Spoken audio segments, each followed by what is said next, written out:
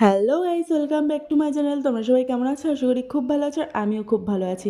আমার নতুন আবারও একটা মিনি ব্লগে তোমাদের সবাইকে ওয়েলকাম। ব্লগটা কন্টিনিউ দেখতে থাকো। আর দেখো, এখন সকাল 10:30 মতো বাজে। আর রোজকার রুটিন আমার রুটি, আর তার সাথে আজকে হয়েছে পেঁয়াজ আলু ভাজা। আর আজকে তোমাদেরকে আমার শাশুড়ি মার হাতে সর্ষে ইলিশ রেসিপিটা শেয়ার করবো। তো চলো তোমরা পুরো ভিডিওটা স্কিপ না করে দেখতে থাকো। দেখো, প্রথমে মাছটাকে নুন হলুদ ভালো করে মাখিয়ে নিচ্ছে। আর ইলিশ মাছ হলে ভাজা মাছ খাওয়ার লোক থাকবে না, সেটা কি করে হয় বলো? ভাজা মাছ খেতে আমরা কিছু কিছু মানুষ ভীষণ পছন্দ করি। তো মাছ ভাজা হলেই আমাদের খাওয়া হয়ে যায়। তবে ভাজা মাছ খেলেই কি শুধু হবে? সর্ষে ইলিশও তো খেতে হবে নাকি? তো চলো তার জন্য মশলাটা করে নিই। প্রথমে লঙ্কা, হলুদ, লবণ, কালো সর্ষে, পোস্ত দিয়ে দিল। এবার দিয়ে দেবে সামান্য জল, দিয়ে ভালো করে পেস্ট করে নেবে। তো দেখো, আমার পেস্টটা ঠিক এরকম হয়েছে। আর তোমরা কি কি মশলা ব্যবহার করো সর্ষে ইলিশ করতে, তো সেটা অবশ্যই কমেন্ট বক্সে জানিও। তো চলো এবার এই মাছটার মধ্যে যে মশলাটা পেস্ট করলাম সেটা দিয়ে দেবো। দিয়ে এর মধ্যে দিয়ে দেবো কাঁচা লঙ্কা, দেবো লবণ, হলুদ, সামান্য সরিষার তেল। সরষের তেলটা একটু বেশি পরিমাণেই দেয় আমার শাশুড়ি মা, কারণ খেতে বেশি ভালো লাগে। আর তারপরে দিয়ে দিল তেজপাতা। তো তেজপাতাটা কড়াইয়ের তেল গরম হলে দেয় না, এইভাবেই একসাথে মাখিয়ে দেয়। আর মাছটাকে দেখো ভালো করে মশলাটা মাখিয়ে নিচ্ছে। মাছটার কোথাও মশলা না লাগা থাকে, তো ভালো করে মাখিয়ে নিতে হবে। কড়াইতে এবার তেল দিয়ে দিলাম, দিয়ে দেবো কালো জিরে। তো তেলটা ভালো করে গরম করে নিতে হবে, আর কড়াইয়ের চারপাশে ভালো করে তেল মাখিয়ে নিতে হবে। আর দেখো, এবার মাছটা যে মেখে রেখেছিলাম মশলা দিয়ে, সেই মাছটা এবার ঢেলে দিচ্ছি। এবার থালাটার মধ্যে যে মশলাগুলো লেগে রয়েছে, সেই মশলাগুলো ভালো করে কাকিয়ে দিয়ে দিতে হবে। তো মাছটা যতক্ষণ না এক পাশ হচ্ছে ততক্ষণ পর্যন্ত খুন্তি দিয়ে নাড়াবে না। তার কারণ শাশুড়ি মা সবসময় যখনই ইলিশ মাছ রান্না করে তখনই দেখি খুন্তি দিয়ে নাড়ায় না, খুব কচিত, কারণ যখন দরকার হয় তখন দেখি কড়াই ধরে নাড়ায়, খুব সুন্দর করে কড়াই ধরে নাড়ায়। এইটা সবাই পারে না, বাট শাশুড়ি মা খুব সুন্দর করে। কারণ ইলিশ মাছ একটু ভেঙে যাওয়ার চান্স থাকে, তো তার জন্য কড়াই ধরে নাড়ালে সুবিধা হয়। আর এবার দিয়ে দিল একটুখানি জল। তো দেখো, আবারও খুব সুন্দর করে কড়াই ধরে নাড়াবে।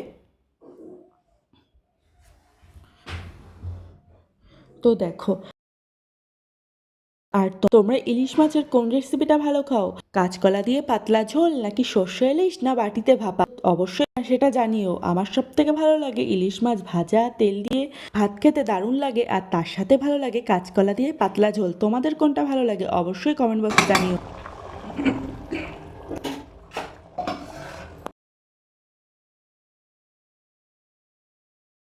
তো দেখো, কথা বলতে বলতে মাছটা অলরেডি ফুটেও গেছে। এবার এর মধ্যে আমি সরিষার তেল দিয়ে দিচ্ছি। এবার সরিষার তেল দিয়ে আরেকটু ভালো করে নাড়িয়ে নেব।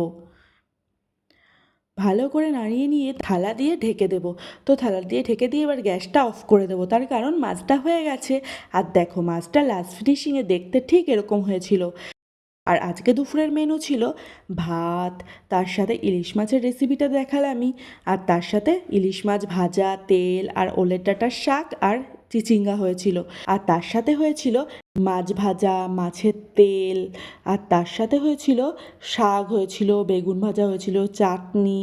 আর তারপরে বিকেলবেলা আমার বরমশাই আমাদের সবার জন্য ফুচকা এনেছিল। আর ফুচকার টেস্টটা দারুণ ছিল। আর সবাই একসাথে বসে ফুচকা খাওয়ার মজাই আলাদা। তো চলো সবাই এবার ফুচকা ট্রাই করা যাক। আর ফুচকাটা একটা বাইট যেই মুখে দিয়েছি, জাস্ট দারুণ লাগছিল ফুচকাটা খেতে। আর আজকে বাবাইও আমাদের সাথে জয়েন হয়েছে, কারণ ও দেখে খুব ভালো লাগছে। কিন্তু আমরা যখনই বলি যে ফুচকা খা বাবাই, কিন্তু ও তখনই খেতে চায় না। বলে, না মাম্মা, আমি ফুচকা খাবো না, ফুচকা খেলে আমার গলায় বেঁধে যাবে। কিন্তু বাচ্চাদের মন, ওদের যখন যেটা মর্জি হয় তখন সেটাই করে। আজকে মর্জি হয়েছে ফুচকা খাবে, তাই খেয়ে নিচ্ছে। আর আমার শাশুড়ি মা ওপরে বসে বসে আমাদের ফুচকা খাওয়া দেখছে, কারণ শাশুড়ি মা একটা ফুচকা খেয়েছে, বেশি খেতে পারে না। তার কারণ বেশি খেলেই মার বলে নাকি শরীর খারাপ লাগে। তো আমরা সবাই খুব মজা করে ফুচকাগুলো খাচ্ছিলাম। আর বড়মশাইকে বলছিলাম, খুব সুন্দর এনেছো ফুচকাটা, খুব সুন্দর এনেছো। আর বাবাইও দেখো খুব মজা করে ফুচকাটা খাচ্ছিল, আর বলছিল, বাবাই তুমি কিন্তু আজকে ফুচকাটা দারুণ এনেছো, খুব সুন্দর খেতে হয়েছে। তো চলো আজকের ব্লগটা এই অবধি। ভালো লাগলে লাইক কমেন্ট করে দিও। চলো টাটা, বাই বাই, নেক্সট ব্লগে দেখা হবে।